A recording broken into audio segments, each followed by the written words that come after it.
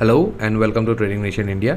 चलिए आज बात करते हैं एक नए टॉपिक पे जो है कि how to find reversal trades.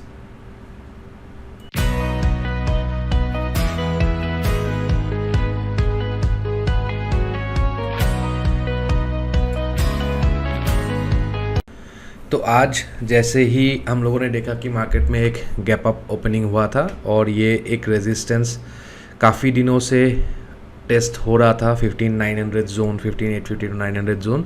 तो आज मार्केट ने वहाँ पे एक गैप अप ओपनिंग दिया। ये अपॉर्चुनिटी हम लोगों ने ग्रैब किया, वहाँ पे हम लोग को बाइंग दिखा था। फिर यहाँ से बाइंग जाके जो एक इम्पोर्टेंट साइकोलॉजिकल लेवल है 16000, तो वहाँ से एक शार्प सेल ऑफ हम लोग को देखने को मिला। तो ये चीज़ें हम लोग कैसे एनालाइज करते हैं और कैसे हम लोग प्रेडिक्ट कर सकते हैं कि सेम डे हम लोग रिवर्सल अपॉर्चुनिटी भी ग्रैब करें। ठीक है, तो सबसे पहला इम्पोर्टेंट पॉइंट है कि जब भी एक इम्पोर्टेंट जोन पे मार्केट ट्रेड करें, जैसे कि आज है कि 16000 लेवल, तो निफ्टी के लिए मान के चलिए हर एक 100 पॉइंट्स एक इम्पोर्टेंट लेवल्स रहता है और बैंक निफ्टी के लिए एक 500 पॉइंट्स इंपॉर्टेंट लेवल्स रहता है। ठीक है, तो यहाँ पे जैसे कि 16000 पे आप प्राइस का एक्टिविटी देखिए कि प्राइस कैसे बिहेव कर रहा है। ठीक है, तो यहाँ पे निफ्टी ने जब लास्ट एक हाई बनाया था जो है 16020 के आसपास, उसके बाद एक कैंडल ने आपको एक ब्रेकआउट दिखाया। ठीक है, ब्रेकआउट दिखाने के बाद इमीडिएटली एक सेलिंग कैंडल आप लोगों को देखने को मिला है। तो मैंने कुछ दिन पहले भी एक टॉपिक पे आप लोगों को बताया था कि how to trade false breakout. ठीक है, तो ये फर्स्ट साइन रहता है कि अगर कोई एक स्टॉक बोलो या इंडेक्स बोलो, उसमें अगर ब्रेकआउट देने के बाद अगर इमीडिएटली एक सेल ऑफ कैंडल आप लोग को देखने को मिलता है, तो वहाँ से हम लोग को एक चीज़ इन्फर करना चाहिए कि वो ब्रेकआउट में स्ट्रेंथ नहीं है। ठीक है, ये एक ट्रैप हो सकता है। और जैसे कि बेयर मार्केट में ब्रेकआउट ट्रेड करना एक क्राइम के बराबर है। ठीक है, तो यहाँ पे एक फर्स्ट साइन आप लोगों को देखने को मिला था around important psychological level, that is 16000। ठीक है, तो एक ब्रेकआउट हुआ, वहाँ पे एक सेल ऑफ हुआ। फिर इसके बाद जैसे कि मैं आप लोगों को हमेशा बोलता हूँ कि हम TNI वाले हैं बेसिक के पुजारी। ठीक है, हम लोग सिर्फ chart patterns, candles, trend lines, इसी को देख के हम लोग ट्रेड करते हैं, इसीलिए हम लोग को कोई इंडिकेटर का ज़रूरत नहीं पड़ता है। ठीक है, यहाँ पे एक जैसे कि आप लोग कभी भी रिवर्सल ट्रेड लो तो हमेशा कुछ ना कुछ चार्ट पैटर्न आप लोग ज़रूर आइडेंटिफाई करें, क्योंकि रिवर्सल ट्रेड बहुत रिस्की रहता है। रिस्क रिवॉर्ड बहुत अच्छा रहता है लेकिन इक्वली रिस्की भी रहता है। ठीक है, क्योंकि आप अगेंस्ट द ट्रेंड ट्रेड ढूंढ रहे हो। ठीक है, तो यहाँ पे एक चार्ट पैटर्न जो बहुत ही एक अनकॉमन है, जो यूजुअली आपको कोई भी क्लासेस या कहीं पे भी यूजुअली देखने को नहीं मिलता है। ठीक है, तो इस पैटर्न को हम लोग बोलते हैं राइजिंग वेज। ठीक है, राइजिंग वेज है।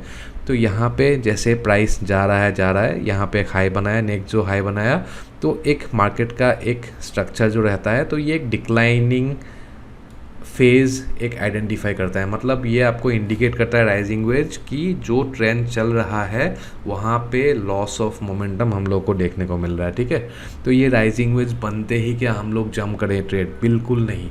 ठीक है, राइजिंग वेज फॉर्म हुआ है, वहाँ पे आप लोग को अलर्ट होना है। अगर आप लॉन्ग पे बैठे हो तो आपको अलर्ट होना है ऐसे फॉल्स ब्रेकआउट देख के कि यहाँ पे मुझे अपने पोजीशन काटना चाहिए। ठीक है, और पोजीशन काटने के बाद ऐसा नहीं है कि हम लोगों ने एक बुल साइड ट्रेड लिया है और एक बेयर साइड अगर ट्रेड मिले तो हम लोग उसको ग्रैब नहीं करेंगे। बिल्कुल ग्रैब करेंगे। एज ए ट्रेडर हम लोग का काम है रोबोटिकली दोनों साइड का ट्रेड अगर हम लोग को मिलता है, दोनों साइड के ट्रेड आप लोग को ग्रैब करना है। ठीक है, तो यहाँ पे फर्स्ट साइन आप लोग को एक फॉल्स ब्रेकआउट देखने को मिला, फिर एक चार्ट पैटर्न राइजिंग वेज है, फिर आप लोग को बस एक वेट करना है कि उसका प्रीवियस लो टूटे। ठीक है, प्रीवियस लो जब टूटेगा, टूटने के बाद आप लोगों के दिमाग में एक इम्पोर्टेंट, अगर मैं बोलूँ कि मैं स्टॉप लॉस जिसको बोलता हूँ, तो स्टॉप लॉस आप लोग के सामने क्लियर रहता है कि जो हाई है डे का उसी को आप स्टॉप लॉस मान के चलो। तो यहाँ पे अगर आप देखो तो 16000 ब्रीच करने के बाद ओनली 20-25 पॉइंट्स का एक स्टॉप लॉस था। ठीक है, तो यहाँ पे आप लोग स्ट्रेटेजी भी डिप्लॉय कर सकते हो। जैसे बहुत लोग हैं जो ऑप्शन बाइंग में नहीं जाना चाहते हैं, तो यहाँ पे आप कॉल सेल कर सकते हो विथ स्ट्रेटेजी, विथ हेज के साथ। ठीक है,